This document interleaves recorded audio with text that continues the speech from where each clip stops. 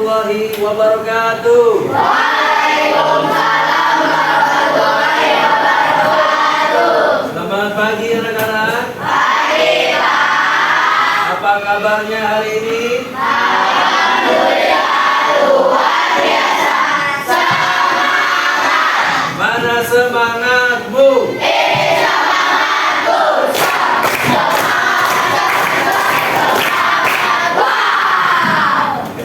Baiklah anak-anak, sebelum memulai pelajaran, alangkah baiknya kita berdoa terlebih dahulu. Berdoa akan dipimpin oleh Ais. Pada Ais dipersilakan. Silakan Ais.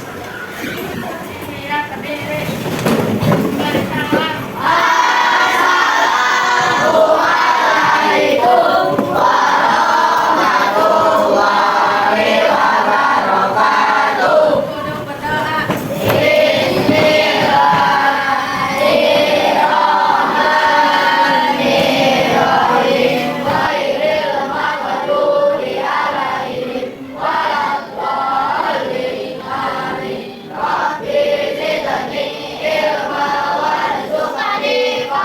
Amin ya rabbal alamin. Semoga kegiatan pembelajaran hari ini berjalan dengan lancar, dapat membawa dan memberikan ilmu yang bermanfaat untuk kita semua. Baik, selanjutnya sebelum kita memulai pelajaran, kita nyanyikan dulu lagu kebangsaan Indonesia Raya. Indonesia Raya, tanah tumpah Indonesia Raya, merdeka, merdeka, hiduplah Indonesia Raya. Ya, silakan dulu kembali. Anak-anak, hari ini kita akan belajar mata pelajaran coding dan kecerdasan artifisial. Ya, ini adalah mata pelajaran baru yang akan masuk pada kurikulum nasional ya. Nantinya akan masuk di SD, SMP, dan SMA ya. Sebelum Bapak jelaskan, sudah ada yang tahu apa itu coding? Apa? Script. Oke, bagus. Ada yang lain? Ya, Sena menjawab script. Boleh tepuk tangan buat Sena. Selanjutnya ada kecerdasan artifisial. Ada yang pernah dengar? Mungkin yang sering kalian dengar adalah artificial intelligence atau AI. Pernah bermain AI?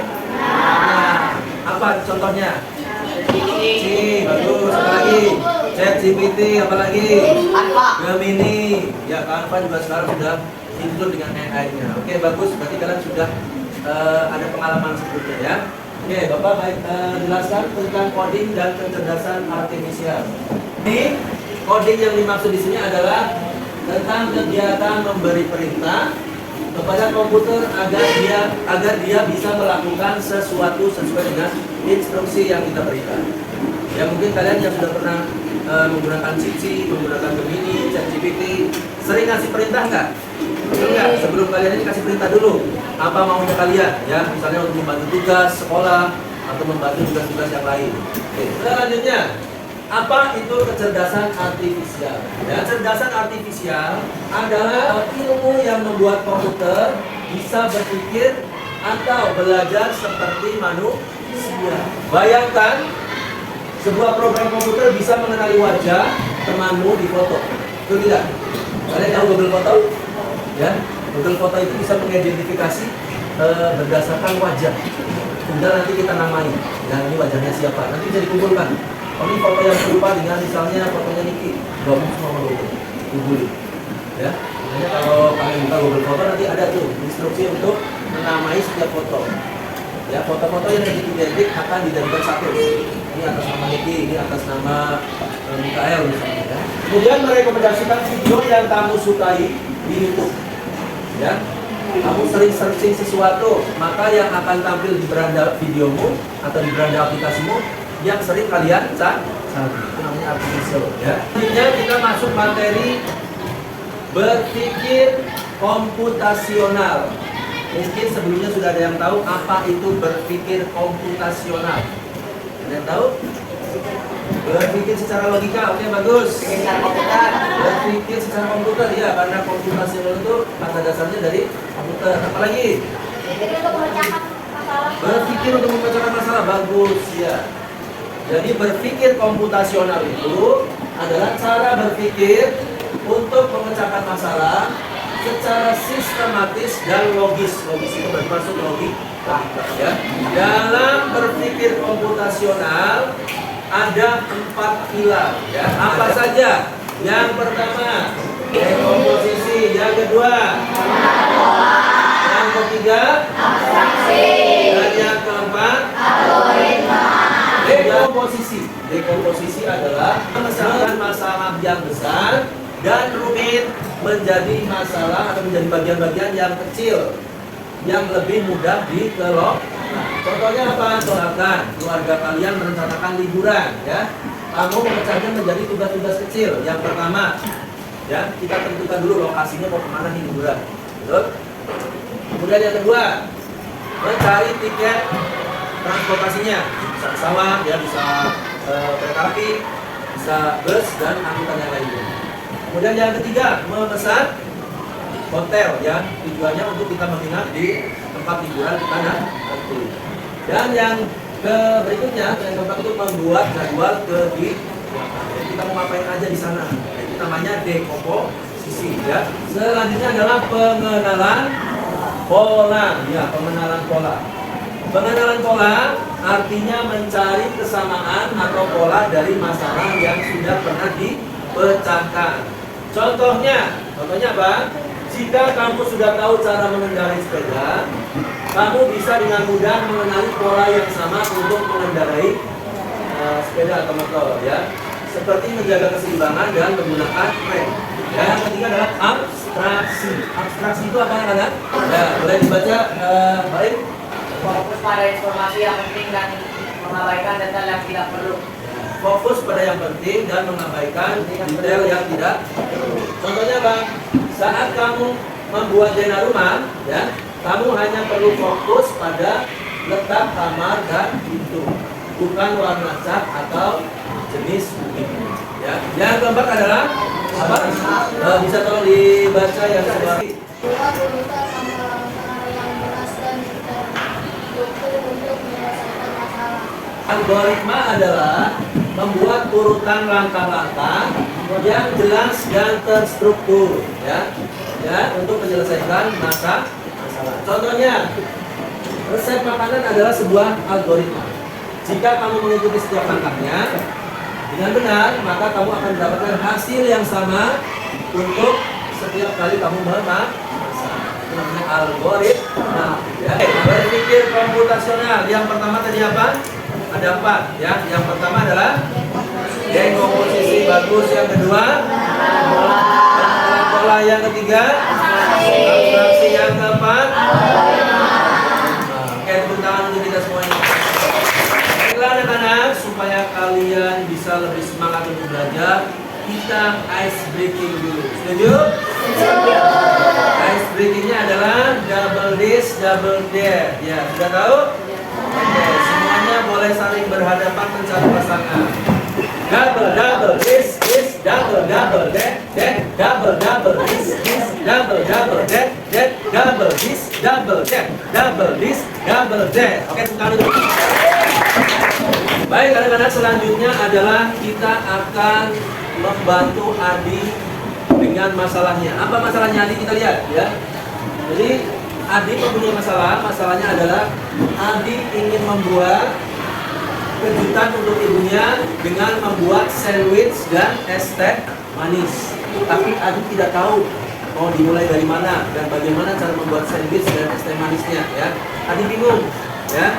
Jadi misi kita hari ini adalah menyelesaikan masalah Adi dengan cara berpikir komputasional. Ya, bisa? Ya, selesaikan masalah Adi.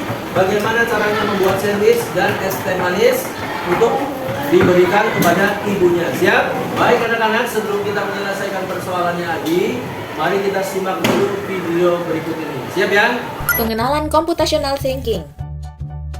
Hai teman kece, coba tebak apa artinya computational thinking atau berpikir komputasional? Adakah yang bermata jeli dan melihat kata komputasional di sini? Jadi mungkin ada hubungannya dengan komputer ya? Iya, betul sekali. Jempol buat kamu yang sudah menebak dengan benar. Berpikir komputasional adalah proses berpikir untuk menyelesaikan masalah dengan efektif dan efisien. Dalam ilmu komputer, proses berpikir ini dilakukan sebelum mulai menulis coding atau pemrograman. Jika sudah direncanakan dengan baik, maka coding yang ditulis akan sesuai dengan kebutuhan dan dapat diselesaikan dengan cepat dan tepat. Tapi ternyata berpikir komputasional juga bisa dilakukan tanpa komputer dan tanpa internet loh. Malah sebenarnya kita pun sudah menerapkannya dalam kehidupan sehari-hari.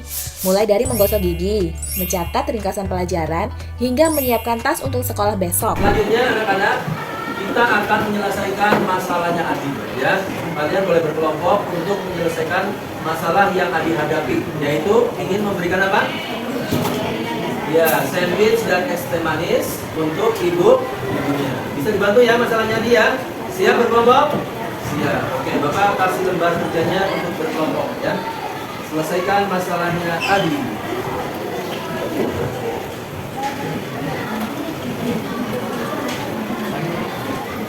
Siap. Kerjanya mau dirubah.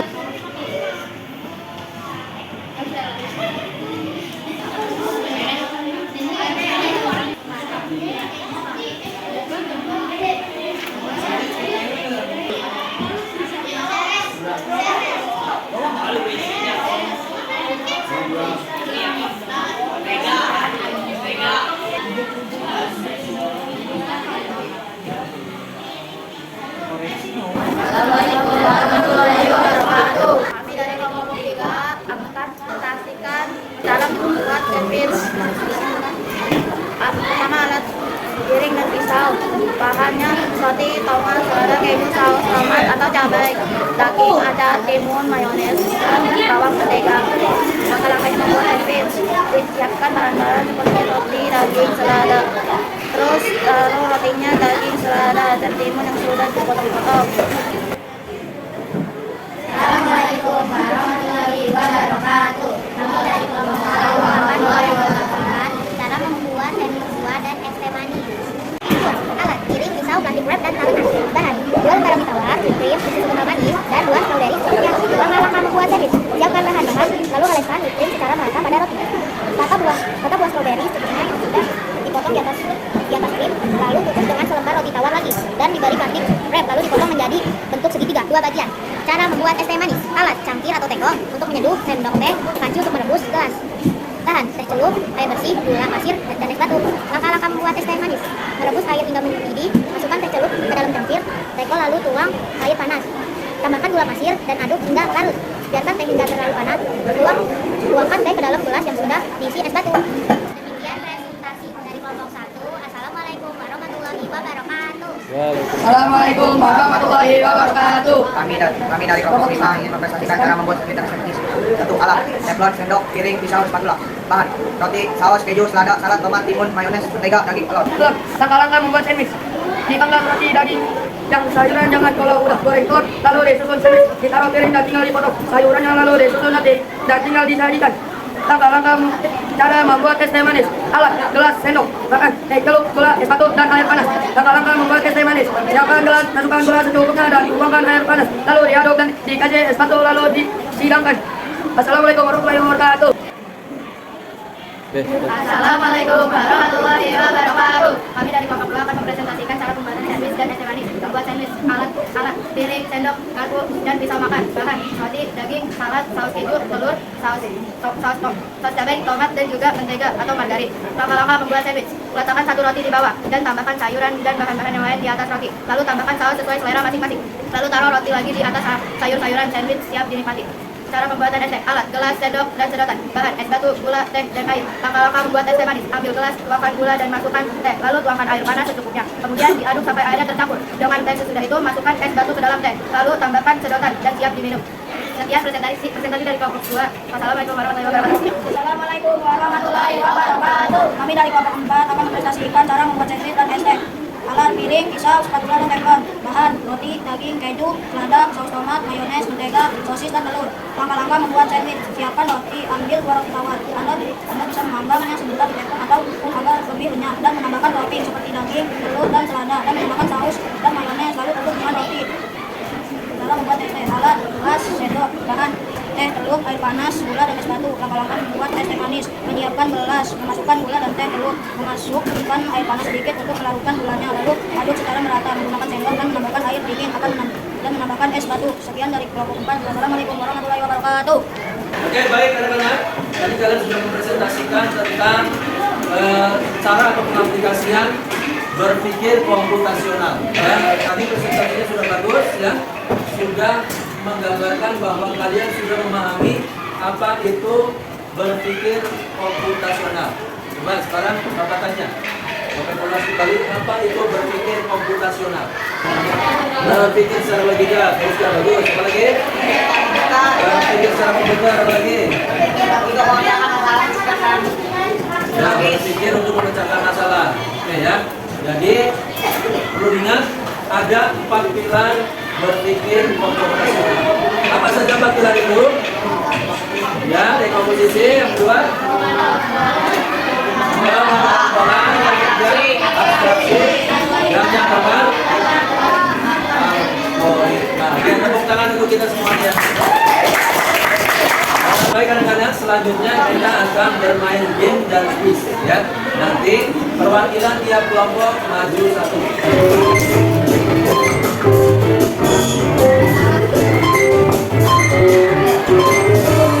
Oke, tepuk tangan buat kita. Ya, selanjutnya kelompok 2. Perwakilan dari kelompok 2 silakan menyelesaikan satu misi ya.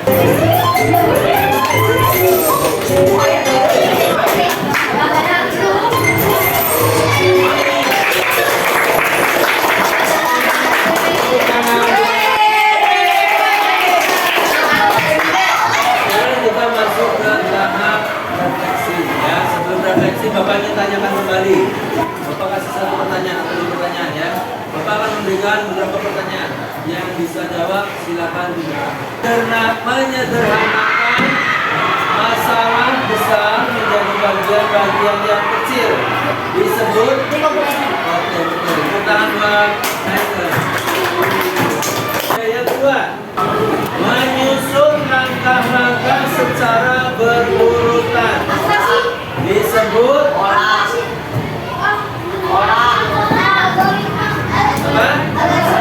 Ya, algo. Oke, tepuk tangan buat kita semuanya. Baiklah anak-anak, sekarang kita masuk kepada refleksi pembelajaran bagian terakhir ya. Oke, Bapak ingin bertanya, apa yang sudah kalian pelajari hari ini? Apa? Ya, apa lagi? Berpikir secara komputasional, apa lagi? Dekomposisi, apa lagi? Algoritma, abstraksi, pengenalan pola. Ya, apakah pembelajaran hari ini menyenangkan? Apakah kalian sudah paham dengan materi yang disampaikan? Itu kita tepuk tangan untuk kita semua.